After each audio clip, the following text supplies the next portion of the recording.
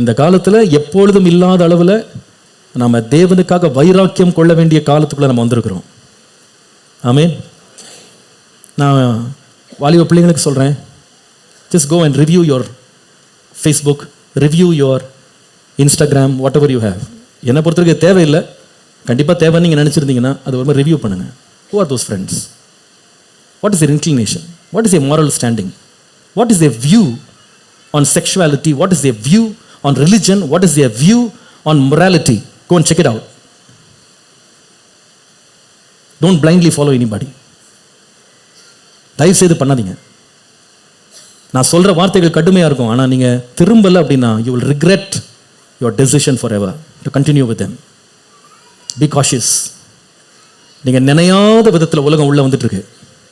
நினையாத விதத்தில் பாவத்தை பரிசுத்தம் என்றும், அசுத்தத்தை சுத்தம் என்றும், இருளை வெளிச்சம் என்றும், கசப்பை தித்திப்பென்றும் புது விளக்கங்கள் கொடுத்து டெஃபினேஷனே மாற்றுறாங்க.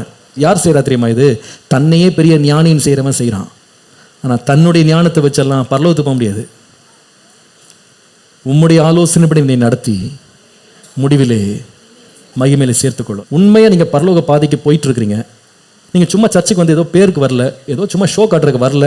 நான் உண்மையாக பரிசுத்தத்துக்காக நான் வாஞ்சிக்கிறேன்.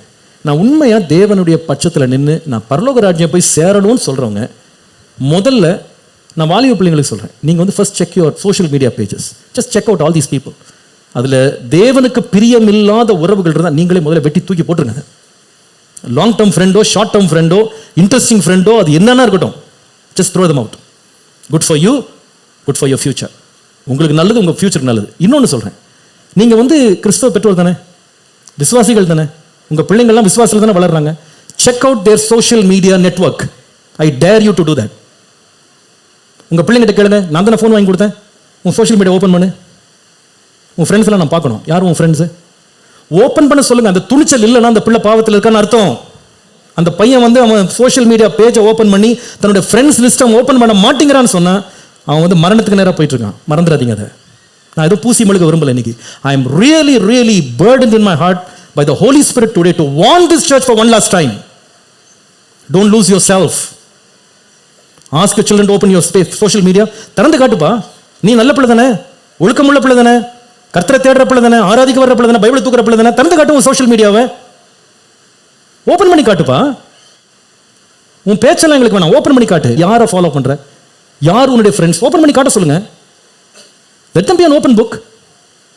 காட்ட மாட்டேன்னு சொன்னாங்கன்னா டேக் ஆஃப் தட் ஃபோன். ஃபோனை கொடுக்காதீங்க. அந்த மாதிரி வசதி அவனை வந்து பாதாளத்தில் கொண்டு தள்ளும். அவனை அங்கே விடாதீங்க. அவனை பிள்ளையானவனை நடத்த வேண்டிய வழியில் அவனை நடத்து. கெர்ச்சிக்கிற சிங்கம் போல எவனை விழுங்கலான்னு அவன் சுத்திட்டு வர்றான். இப்போ நாம எடுத்து தீர்மானத்தோடு நம்முடைய பிள்ளைகளை பத்திரப்படுத்தலை, அதுக்கப்புறமா நம்ம பின்னால் அழுவோம். அவங்க ஓப்பன் பண்ண சொல்லுங்க சோஷியல் மீடியா. நீ ஓப்பன் பண்ணு, யாரெல்லாம் உன் ஃப்ரெண்டு நான் பார்க்கணும். என்ன லிங்க்ஸ் அவங்க அனுப்புறாங்க, என்ன லிங்க்ஸ் இவங்க ஓப்பன் பண்றாங்க, ஓப்பன் பண்ணி பாருங்க. யாரோட ஃப்ரெண்டா இருக்கான், என்ன டிஸ்கஷன் நடந்துட்டு இருக்கீங்க, என்ன பேசிட்டு இருக்கான், அவன் எதை பார்த்துட்டு இருக்கான், எந்த பேஜை பார்த்துட்டு இருக்கான், எந்த லிங்க் அந்த பிள்ளை ஃபாலோ பண்றா, ராத்திரி எல்லாம் என்ன பார்த்துட்டு இருக்காவ, எதை ஃபாலோ பண்றாங்க. நீங்க நினைக்கிறீங்க ஒன்றும் நடக்கலன்னு. எச்சரிப்பா இல்லை என்றால் நம்ம பிள்ளைகளை நம்ம இழந்து போவோம். வேதனையோடு பேசுறேன் நான். எத்தனை பிள்ளைங்க வஞ்சிக்கப்படுறாங்க தெரியுமா? இன்னைக்கு நம்ம நிறைய பேர் சின்ன பிள்ளைங்கிட்ட ஒரு மொபைல் போனை கையில் கொடுத்து இந்த அப்படியே பார்த்துக்கிட்டே சாப்பிடு. என்ன பார்க்குறாங்க அவங்க? அவங்க போடுற கார்ட்டூனுடைய கதை உங்களுக்கு தெரியுமா? அந்த கதாபாத்திரம் என்னன்னு தெரியுமா? நான் சொன்னேன் பாருங்க, இன்னைக்கு நிறைய கதாபாத்திரம் வந்து அப்பா அம்மா கிடையாது, 2 அப்பா ஒரு பிள்ளைக்கு. இதில் கார்ட்டூன்லங்க, கார்ட்டூனில் 2 அம்மா, அப்பாவே கிடையாது, 2 அம்மா. ஏதோ உங்கள் பிள்ளைங்க பார்த்துட்டு இருக்காங்க. நீங்கள் நினைக்கிறீங்க ஏதோ விளையாட்டாக பிள்ளைங்க பார்த்துட்டு இருக்காங்க. சின்ன வயதிலிருந்து ஒழுக்கமற்ற வாழ்க்கைக்கு இந்த உலகத்தின் வாயிலாக பிசாசு சின்ன சின்ன இருதயங்களை வஞ்சித்து கொண்டிருக்கிறான். எச்சரிப்பாக இருக்கணும். இத்தனை வருஷம் பிள்ளைகளை வளர்த்து படிக்க வச்சு அதுங்களுக்கு ராத்திரி பகலாக நம்ம பொங்கி போட்டுக்கிட்டு அதுங்களுக்கு நம்ம காசை கொடுத்துட்டு அதுங்களை எல்லாரையும் வளர்த்துக்கிட்டு கடைசியில் உலகத்தின் அக்கிரமத்துக்கு வித்து போடுறதுக்காக பிள்ளைங்களை வளர்க்குறோம். கவனமாக இருங்க வாலிப பிள்ளைங்க, கவனமாக இருங்க. ஏதோ சர்ச்சில் நீ சண்டே வந்து பைபிளை தூக்கிட்டு வந்துட்டு இங்கே வந்து கையை தூக்கி வர்ஷிப் பண்ணிட்டாப்புல எல்லாம் கரெக்டாக இருக்குன்னு நினச்சிக்கிட்டாத. உங்கள் லைஃபை செக் பண்ணி பார். ஒழுங்கா இருக்கியாப்பா நீனு? உன்னுடைய சோஷியல் மீடியா ஒழுங்கா இருக்கா? யாரோட உட்காந்துருக்கிற? யாருடைய ப்ரொஃபைலை நீ ஃபாலோ பண்ணிட்டு இருக்கப்பா? இந்த மாதிரி அக்கிரமக்காரனுடையா? நான் சொல்லுகிறதை கருத்தோடு சொல்றேன், கவனமா இருங்க, உங்களை காத்துக்கொள்ளுங்க. நீங்க நினைக்கிறது போல உலகம் நம்பத்தக்கது அல்ல.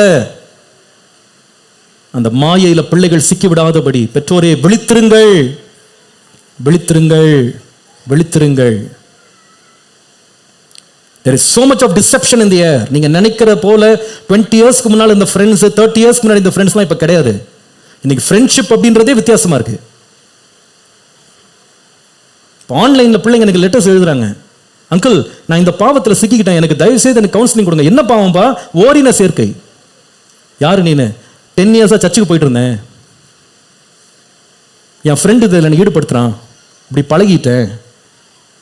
பவுல் அன்றைக்கே எச்சரிப்பு கொடுத்தாரு. தங்களை பெரிய ஞானிகள் என்று எண்ணிக்கிட்டு தங்களுடைய சுய இச்சைகளில் விழுந்து அருவருப்பானதை செய்தார்கள்னு அன்றைக்கு எழுதினாரு. இன்றைக்கு அது நடக்குது, இன்றைக்கு ரொம்ப தீவிரமா நடக்குது. நம்முடைய தனிப்பட்ட வாழ்க்கை, குடும்பம், நம்முடைய ஆவிக்குரிய வாழ்க்கை பரிசுத்தமாய் காத்துக்கொள்ள கர்த்தர் நம்மை அழைக்கிறார். நான் உண்மையா பணிந்த ஒரு இருதயத்தோடு நான் சொல்றேன், சீர்தூக்கி பாருங்க.